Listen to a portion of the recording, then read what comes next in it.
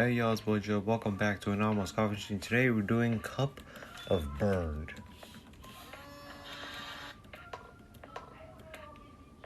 Why does Burned look blue and green? It should have been more like orangish, maybe have a little bit of fire to it. It's bitter, almost acrid. Huh? Acrid, having an irritably strong and unpleasant taste or smell.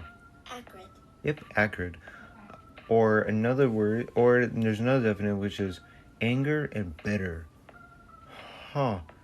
She definitely does look like she has an anger and bitter face, so that makes sense. Trying to find my spreadsheet. Like I'm swallowing something scorched. Feels like my throat is coated in ash, raw and burning. It clings, dry and heavy, leaving an awful taste behind.